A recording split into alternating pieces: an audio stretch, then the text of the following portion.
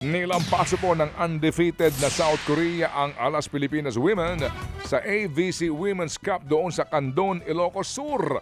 Lumaban po ang Alas pero kinapos sa mga Koreana 25-16, 25-18 and 25-22. Wala pong kombinasyong nakapalag sa pwersa ng South Korea. Nanguna po si Kang Ho-hye para po sa soccer matapos ang 19 points. Umangat naman sa 3-0 ang record ng koponan habang bumaksak sa 2-2 ang standing ng Pilipinas. Panalo naman po si Pinay tennis star Alex Ayala sa unang laro sa Queen's Club Championships. Dinomina po niya ang Chinese na si Zhang Shuwai. Final score 6-3, 6-2. Bit-bit po ni Alex ang dominanteng laro na siyang nagpakampiyon sa kanya sa Birmingham Open nitong weekend. Ito po ang unang beses na naglaro si Alex sa naturang WTA 500 event. Mabigat po ang susunod na makakalaban ni Alex sa round of 16 ang 6th seed at world number 19 na si Iya Jovic. Marami raw po namang katanungan ang ina ng nalunod na Ateneo Blue Eagle na si Rene Baterbonia. Isa nga rito kung bakit daw nasa dagat ang kanyang anak gayong basketball ang event nito. Madamdamin po si Nanay Roverlyn Baterbonia nang dumating sa Maynila para nga makita ang bangkay ng kanyang anak. Kung alam niya lang daw po na ganon ang ensayo po ng team, hindi niya na ito pinasama pa sa Maynila. Wala pang isang linggo nang lumipat po sa Ateneo de Manila si Rene mula po sa Ateneo de Manila sa Ateneo de Davao High School. Sa isa namang pahayag, sinabi po ng Ateneo na nasa Arlington Memorial Chapels na ngayon ang mga labi nitong si Baterbonia at ng kanyang teammate na si Divine Adili na pumanaw din po matapos ngang malunod sa isang team building activity doon sa Aurora. Nakatagda pong ipat-autopsiya ang mga labi ni Rene. Iuwi ho naman sa Nigeria ang mga labi ni Adili sa kahilingan din po ng kanyang pamilya.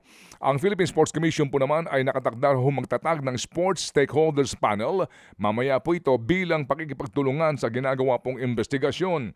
Layon daw po nitong maliwanagan ang mga umiiral na polisiya patungkol sa mga ginagawang training o mga practice habang sinisiguro pa rin po ang kaligtasan ng mga atleta. Mamaya po abangan ninyo ang ating mga panayam tungkol sa isyong ito. Kaugnay po ng balitang yan, wala naman daw nakitang foul play ang PNP Aurora sa pagkakalunod ni na Rene Baterbonia at Divine Adili.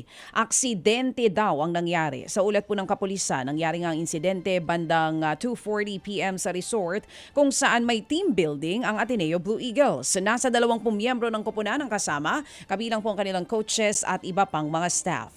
Bahagi daw ng aktibidad ang maglakad sa tabing dagat pero tinangay daw sila ng alon sa malalim na bahagi nito. May mga lifeguard naman daw pero hindi na naisalba pa ang dalawa.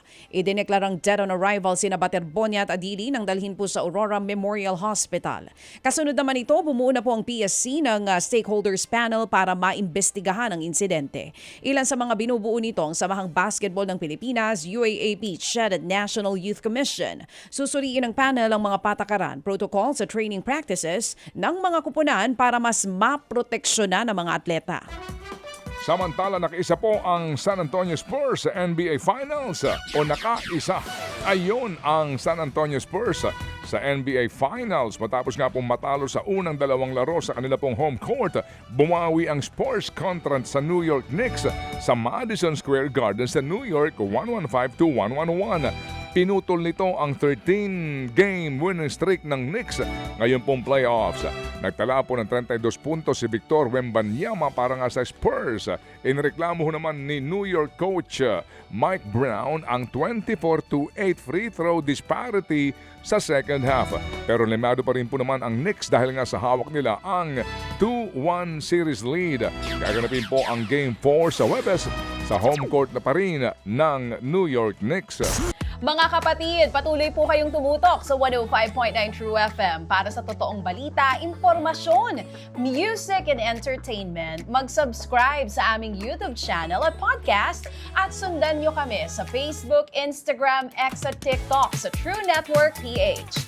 Bisitahin din po ang aming official website, truefm.ph. At panoorin din kami sa True TV Signal, Channel 19. Kami po ang 105.9 True FM. Laging true sa'yo, kapatid. Ito tayo sa totoo, tunay at tapat.